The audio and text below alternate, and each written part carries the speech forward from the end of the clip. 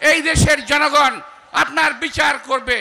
এই দেশে মানুষের হত্যার খুনের দেশনেত্রী বেগম খালেদা জিয়া উনি দেশ ছেড়ে পালান নাই। এই দেশ আমার, মাটি আমার, বাইরে আমার কোনো বাড়িঘর নাই, আমার কোনো প্রভু নাই, আমি বাইরে যেতে পারবো না। আরেকজন তথাকথিত নেত্রী যিনি তার নেতা কর্মীদেরকে ফেলে সেই ভারতে গিয়ে আশ্রয় নিয়েছেন। দেশনেত্রী বেগম খালেদা জিয়া, যার সঙ্গে আমাদের রাজনীতি করার সৌভাগ্য হয়েছিল, আমাদের দুর্ভাগ্য ছিল আমরা এক সময় একই সঙ্গে জেলে গিয়েছিলাম। পরবর্তীতে তিনি যখন ছাড়া পান, আমরা তারও অনেক পরে ছাড়া পাই।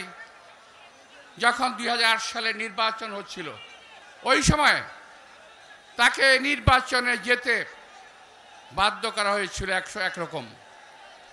আমরা যখন জেল থেকে বের হই, জেল থেকে বের ওনাকে প্রশ্ন করেছিলাম, নেত্রী আপনি নির্বাচনে কেন গেলেন? নির্বাচনে যাওয়া ঠিক হয় নাই। উনি বললেন নির্বাচনে যাওয়া ঠিক হয়েছে, আমি যদি নির্বাচনে না যেতাম তাহলে তোমাদেরকে জেল থেকে বের করতে পারতাম না, এই জন্যই আমাকে নির্বাচনে যেতে হয়েছে। এখন আমি যেই প্রশ্নের কথাটা বলতে চাই, প্রিয় ভাইয়েরা, একজন নেত্রী তার কর্মীদের জন্য দেশে থেকে গেলেন, বিদেশে পালালেন না। দেশনেত্রী বেগম খালেদা জিয়া উনি দেশ ছেড়ে পালান নাই।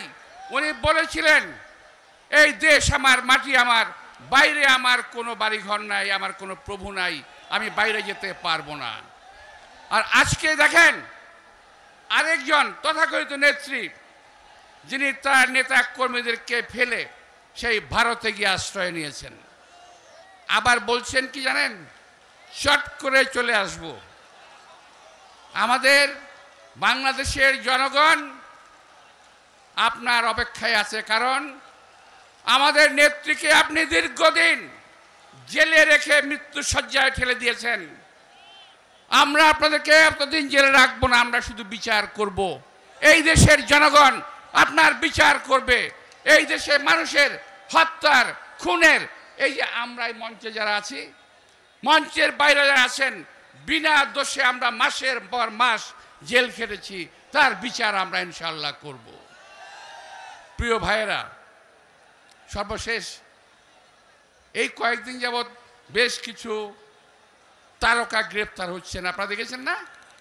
বেশ কিছু গ্রেপ্তার হচ্ছে। আওয়ামী লীগের তথাকথিত নেতৃবৃন্দ, আওয়ামী লীগের চামচাবৃন্দ গ্রেপ্তার হচ্ছেন। তারপর যখন সুযোগ পেয়েছে মানুষ, যেখানে পেয়েছে সেখানেই গণপিটুনি দিয়েছে। আপনারা খেয়াল করেছেন না? এটা জেলখানায়, রাস্তায়, যেখানে পেয়েছে গণপিটুনি দিয়েছে। আমি আজকে অত্যন্ত আল্লাহর রহমতে, আল্লাহর সাহায্য কামনা করে এই কথা স্পষ্টতই বলতে চাই, এই মঞ্চে আমরা যারা আছি, আমাদেরকে গ্রেপ্তার করেছিল, বারবার গ্রেপ্তার করেছে।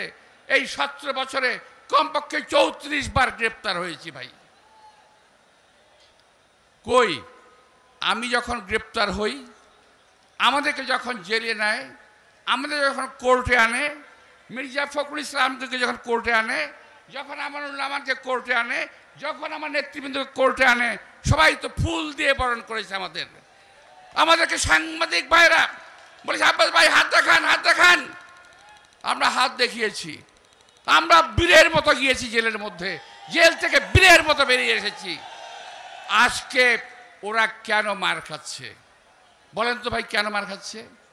মার খাচ্ছে এই কারণে, আমার দেশ নেত্রী গণতন্ত্রকে ভালোবাসেন, আমার দল গণতন্ত্রকে ভালোবাসে। যখন সময় হয়েছে এই পল্টনে মিটিং করে দেশনেত্রী বেগম খালেদা জিয়া 1996 সালে ক্ষমতা হস্তান্তর করেছেন। তিনি তো ক্ষমতা হস্তান্তর না করলেও পারতেন, তিনি তো হাসিনার মতো ক্ষমতা দখল করে থাকতে পারতেন, কিন্তু তিনি ক্ষমতা হস্তান্তর করেছেন কারণ তিনি গণতন্ত্রে বিশ্বাস করেন। আমরাও গণতন্ত্রে বিশ্বাস করি। এই দেশের মানুষ বিশ্বাস করে বিএনপি একটি গণতান্ত্রিক দল, বিএনপি ফ্যাসিস্ট দল নয়। প্রিয় ভাই, আজকে এই কারণে আওয়ামী লীগের নেতৃবৃন্দ গ্রেপ্তার হচ্ছেন এবং ফ্যাসিস্ট দলের সদস্য হিসেবে, চোরাকারবারি হিসেবে মানি লন্ডারিংয়ের মাসা হিসেবে তারা মার খাচ্ছেন। আমাদের নেতা কর্মীরা আমরা ইনশাল্লাহ কখনো মারের মুখে আমরা পড়ি নাই, ইনশাল্লাহ পড়তেও হবে না। আমার দল গণতন্ত্রে বিশ্বাস করে, আমার নেতা গণতন্ত্রে বিশ্বাস করে, আমার নেত্রী গণতন্ত্রে বিশ্বাস করে। তুমি বউ আইতাছি আমি। তো যাই হোক, আমার ওদিকে সময় শেষ হয়ে গেছে, তা আমি আর সময় নষ্ট করব না। আমি বলতে চাই, দেশনেত্রী বেগম খালেদা জিয়ার শাসন, দেশ পরিচালনা আর আওয়ামী লীগের শাসন, দেশ পরিচালনা এক কথা নয়।